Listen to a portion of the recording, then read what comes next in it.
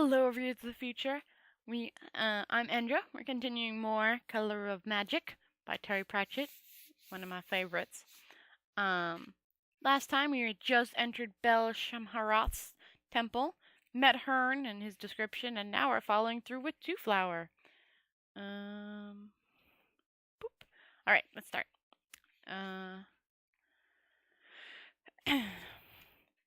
There were 8-sided crystals set at regular intervals on the walls and ceiling, they shed a rather unpleasant glow that didn't so much as illuminate as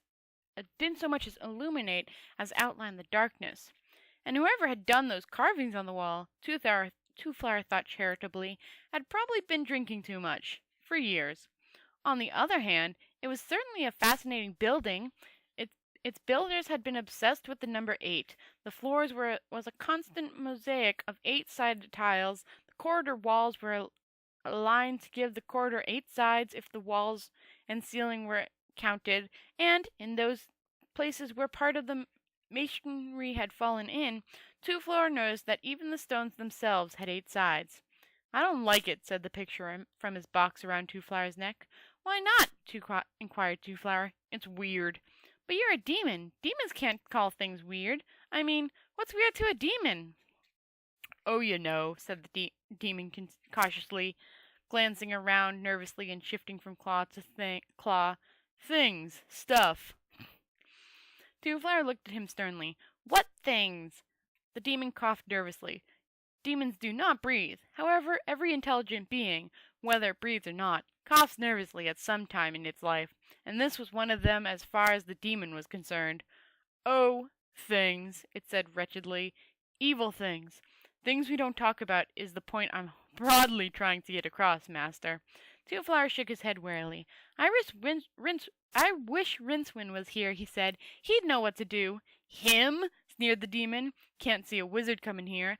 They can't have anything to do with the number 8. The demon slapped a hand across his mouth guiltily. Twoflower looked at the ceiling. "What was that?" he asked. "Didn't you hear something?" "Me? Here? No, not a thing," the demon insisted. It jerked back into its box and slammed the door. Twoflower tapped on it. The door opened a crack. "It sounded like a stone moving," he explained. The door banged shut. Twoflower shrugged. "This place is probably falling to bits," he said to himself. He stood up. "I say," he shouted, "is anyone there?" "Air, air, air," replied the dark tunnel. "Hello," he tried. Low, low, low. "I know there's someone there. I just heard you playing dice. Ice, ice, ice. Look, I had just—" Twoflower stopped. The reason for this was the bright point of light that had popped into existence a few feet from his eyes. It grew rapidly, and after a few seconds was the tiny bright shape of a man. At this stage it began to make noise, or rather, Twoflower started to hear the noise it had been making all along. It sounded like a sliver of a scream, caught in one long instant of time. The iridescent man was doll-sized now, a tortured shape tumbling in slow motion while hanging in mid-air. Twoflower wondered why he had thought of the phrase, "a sliver of a scream," and began to wish he hadn't. It was beginning to look like Rincewind. The wizard's mouth was open, and his face was brilliantly lit by the light of— What? Strange suns, Twoflower found himself thinking. Suns men don't usually see. He shivered. Now the turning wizard was half man-size. At that point the growth was faster. There was a sudden crowded moment, a rush of air, and an explosion of sound. Rincewind tumbled out of the air, screaming. He hit the floor hard, choked, then rolled over with his head cradled in his arms and his body curled up tightly. When the dust had settled, Twoflower reached out gingerly and tapped the wizard on the shoulder. The human ball rolled up tighter. "It's me," explained Rincewind It's me," explained Twoflower helpfully. The wizard unrolled a fraction. "What?" he said. "Me!" In one moment Rincewind unrolled and bounded up in front of the little man, his hands gripping his shoulders desperately. His eyes were wide and wild. "Don't say it!" he hissed. He hissed. "Don't say it and we might get out."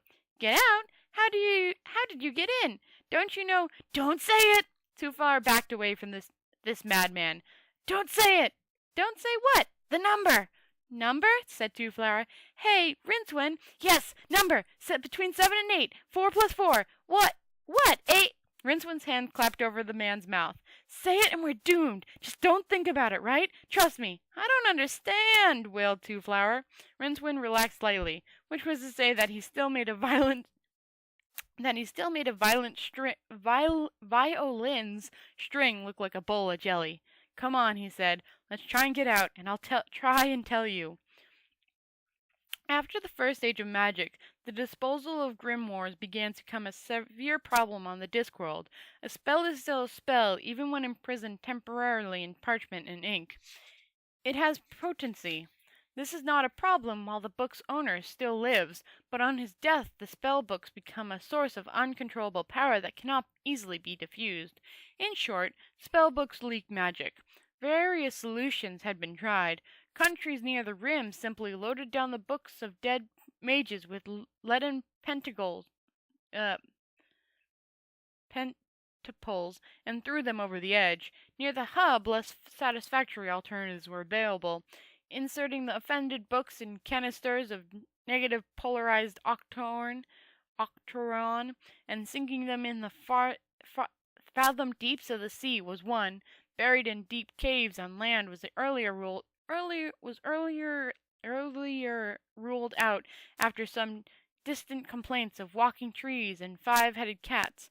But before long, the magic seeps out, and eventually fishermen complained of shores of invisible fish or psychic clams. A temporary solution was the construction, in various centers of magic lore, of large rooms made of natural octoron, which is previous to most forms of magic. Here, the more critical grimoires could be stored until their potency had attenuated, and that was how they came to be at Unseen University, the Octave, greatest of all grimoires, formerly owned by the Center of the Universe. It was this book that Rincewind had once opened for a bet. He had only a second to stare at the page before setting off various alarm spells, but that was the time enough for one spell to leap from it and settled in his memory like a toad in a stone. Then what? Said Twoflower. Oh, they dragged me out, thrashed me, of course. And no one knows what the spell does? Rincewind shook his head. It vanished from the pages, he said. No one will know until I say it. Or until I die, of course. Then it will sort of say itself. For all I know, it stops the universe, or ends time, or anything. Twoflower patted him on the shoulder. No sense in brooding, he said cheerfully. Let's have another look for a way out. Rincewind shook his head. All the terror had been spent now. He had broken through the terror barrier, perhaps, and was in the dead calm state of mind that lies on the other side. Anyways, he had ceased to gibber. We're doomed, he stated. We've been walking around all night. I tell you, this place is a spiderweb. It doesn't matter which way we go. We'll end up in the center. It was kind of you to come looking for me anyways, said Twoflower. How did you manage it exactly? It was very impressive. Oh, well, began the wizard awkwardly. I just thought, I can't leave old Twoflower there, and... So what we've got to do now is find this Bel-Shemharoth person and explain things to him, and perhaps he'll let us out, said Twoflower. Rincewind ran a finger around his ear. It must be the funny echo in here, he said. I thought I heard you use the words like find and explain. That's right. Rincewind glanced at him in the hellish purple glow. Find Bel-Shemharoth, he said. Yes, we don't have to get involved. Find the soul render and not get involved? Just give him a nod, I suppose, and ask the way to the exit? Explain things to the sender of Rincewind bit out the end of the word just in time and finished. You're insane! Hey, come back! He darted down the passage after Twoflower, and after a few moments came to a halt with a groan. The violet light was intense here, giving everything new and unpleasant colors. This wasn't a passage. It was a wide room with walls to the number. This wasn't a passage. It was a wide room with walls to the number that Rincewind didn't dare to contemplate, and 7A passages ran radiating from it. Rincewind saw, a little way off, a low altar with the same number of sides as 4 times 2. It didn't occupy the center of the room, however. The center was occupied by a huge stone slab with twice as many sides as a square. It looked massive. In the strange light it appeared to be slightly tilted, with one edge standing proud of the slabs around it. Twoflower was standing on it. "Hey, Rincewind, look what's here!" The luggage came ambling down one of the other passages that radiated from the room.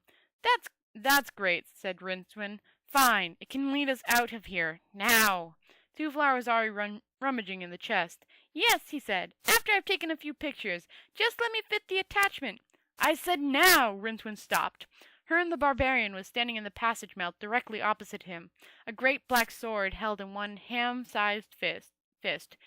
"You?" said Herne uncertainly. "Ah ha ha ha! Yes," said Rincewind. "Herne, isn't it? Long time no see. What brings you here?" Herne pointed to the luggage. That, he said. This much conversation seemed to exhaust Herne. Then he added, in a tone that combined statement, claim, threat, and ultimatum, "Mine." "It belongs to Twoflower here," said Rincewind. "Here's a tip. Don't touch it." It dawned on him that this was precisely the wrong thing to say, but Herne had already pushed Twoflower away and was reaching for the luggage, which spread legs, backed away, and raised its lid threateningly. In this uncertain light, Rincewind thought he could see rows of enormous teeth, white as bleached birchwood. "Herne," he said quickly, "there's something I ought to tell you." Herne turned a puzzled face to him. "What?" he said. "It's about numbers. Look, you know if you add 7 and 1, or 3 and 5, or take 2 from 10, you get a number? While you're here, don't say it, and we might all stand a chance of getting out of here alive.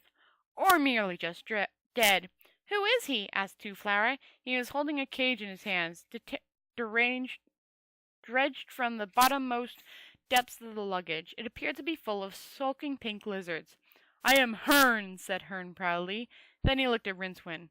"What?" he said. "Just don't say it, okay?" said Rincewind. He looked at the sword in Herne's hand. It was black, the sort of black that is less of a color than a graveyard of the sort of black that is less a color than a graveyard of colors, and there were highly oriented runic inscriptions up the blade. Most notable still was the faint octarine glow that surrounded it. The sword must have noticed him too, because it suddenly spoke in a voice like a claw being scraped along glass. "Strange," it said. "Why can't we say 8? 8, 8, 8, said the echoes. And the second, so it's that line because it's spelling. 8 is the first one, which is EIGTHT, then hate, which is HTAE, and then the last one is 8 as in food, which is AT8. ATE. So that's the thing. It's 8, hate, and then eating food. 8. Okay, said the echoes. There was the faintest of grinding noises deep under the earth. And the echoes, although they became softer, refused to die away. They bounded from wall to wall, crossing and recrossing, and the violet light flickered in time with the sound. "You did it!" screamed Rincewind. "I said you shouldn't say 8!" He stopped, appalled at himself, but the word was out now, and joined its colleague in the general susurration. Rincewind turned to run, but the air suddenly seemed to be thicker than treacle. A change of magic bigger than he had ever seen was building up. A charge of magic, When he moved in painful slow motion, his limbs left trails of golden sparks that traced their shape in the air. Behind him there was a rumble as the great octagonal slab rose into the air, hung for a moment on one edge, and crashed down on the floor. Something thin and black snaked out of the pit and wrapped itself around his ankle. He screamed as he landed heavily on the vibrating flagstone. The tentacle started to pull him across the floor. Then Twoflower was in front of him, reaching out for his hands. He grasped the little man's arms desperately, and they lay looking into each other's faces. Rincewind slid on, ever so. "What's holding you?" he gasped. Nothing, nothing, said Twoflower. What's happening? I'm being dragged into this pit. What do you think? Oh, Rincewind, I'm sorry. You're sorry. There was a noise like a singing saw, and the pressure on Rincewind's leg abruptly ceased. He turned his head and saw Hearn crouched by the pit, his sword a blur as it hacked at the tentacles racing out towards him. Twoflower helped the wizard to his feet, and they crouched by the altar stone, watching the maniac figure. Watching the manic figure as it battled the questioning arms. It won't work, said Rincewind. The sender can materialize tentacles. What are you doing?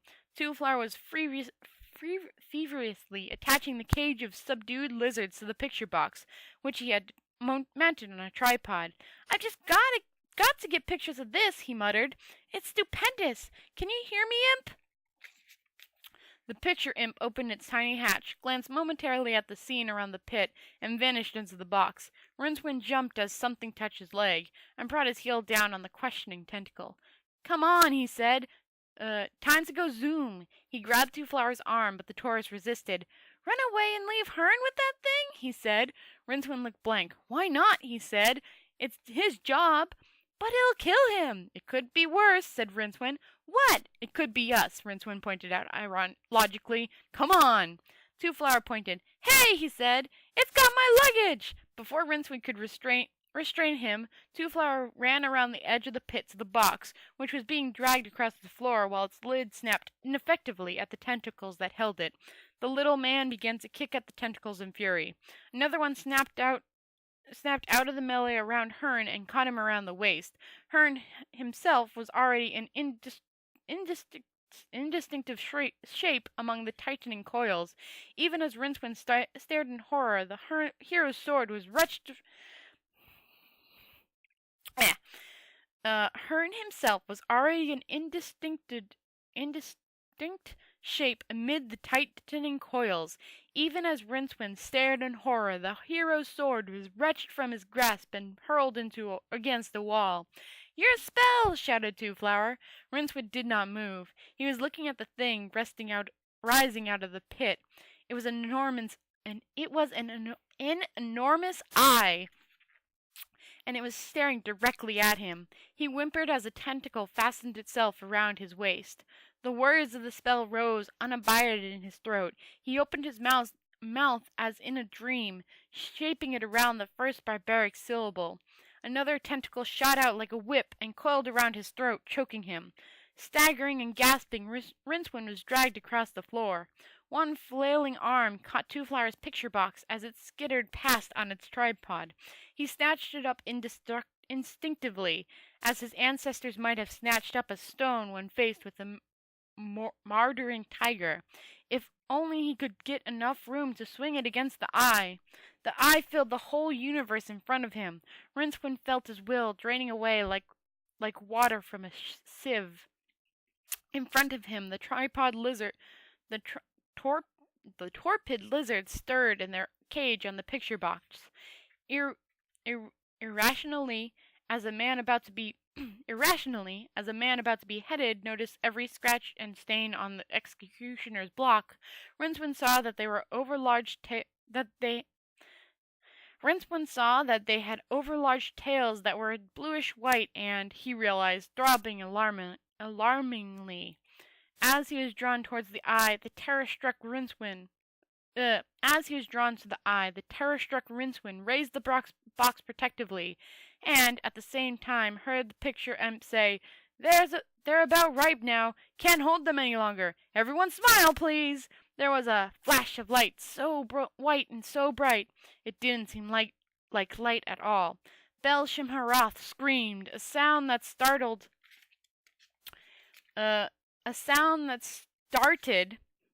in the far ultrasonic and finished somewhere in Rincewind's bowels. The tentacles were momentarily as stiff as rods, hurtling their various cargoes around the room before bunching up protectively in front of the abused eye. The whole mass dropped into the pit, and a moment later the big slab was snatched up by several dozen tentacles and slammed into place, leaving a number of thrashing limbs trapped around the edge.